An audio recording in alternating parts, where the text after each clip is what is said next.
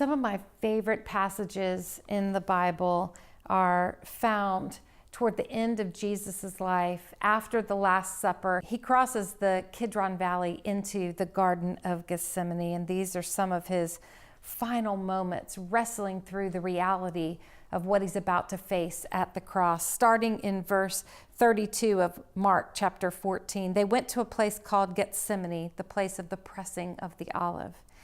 And Jesus said to his disciples, "Sit here while I pray." He took Peter, James, and John along with him and began to be deeply distressed and troubled. Jesus says in verse 34, "My soul is overwhelmed with sorrow to the point of death.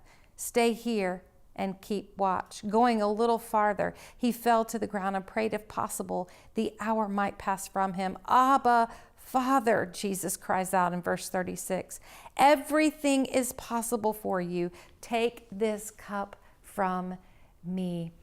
Jesus was complete divinity, but at the same time, absolute humanity, without sin, but very much with human feelings. The human dynamic is something that I relate to coming forth from Jesus in this moment of great distress and sorrow. Probably I relate to these words of Jesus more than any other. How many times have you been in a situation and what seems so complicated is that you know God could do everything and he could do something to change your situation, but when God's lack of intervention doesn't seem to be happening, when his promises seem doubtful and he seems so far away, maybe you too have cried out, "God, everything is possible for you. Fix this."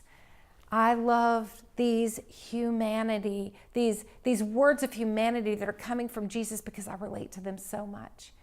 But then Jesus arrests my soul with his ability to completely trust God, even when God doesn't change the plan.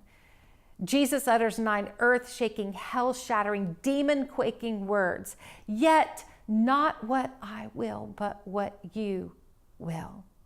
For me, this is what surrender looks like, not in an I give up way, but rather in I'm placing my trust where it belongs.